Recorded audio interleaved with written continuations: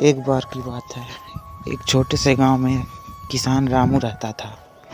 उसकी ज़मीन बहुत उपजाऊ थी, लेकिन पिछले कुछ वर्षों से वर्षा कम हुई थी। फसल खराब हो रही थी। गांव के लोग बहुत परेशान थे और रामू भी बहुत दुखी था। एक दिन रामू खेत में बैठा अपनी किस्मत पे रो रहा था। तभी एक बुजुर्ग किसान उसके पास आया। बुजुर्ग ने रामू को समझाया कि ज़मीन उसकी माँ है। अगर हम देखभाल करेंगे तो यह हमें कभी निराश नहीं करेगी।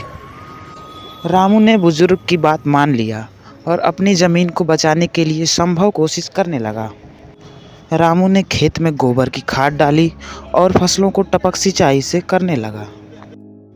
धीरे धीरे उसकी ज़मीन फिर से उपजाऊ होने लगी और गांव के लोग खुश हुए। रामू की मेहनत रंग लाई और वो गांव का सबसे अमीर किसान बन गया। लेकिन रामू कभी भी अपने अमीरी का घमंड नहीं किया। वह हमेशा दूसरों की मदद के लिए तैयार रहता था। गांव के लोग उसे मिट्टी का जादूगर कहने लगे। कहानी का संदेश। यह कहानी हमें यह सिखाती है कि मेहनत और लगन से हर मुश्किल का सामना कर सकते हैं और हमें प्रकृति से प्यार करनी चाहिए, उसकी देखभाल करनी चाहिए। अगर हम प्रकृति का सम्मान करेंगे तो प्रकृति भी हमारा सम्मान करेगी।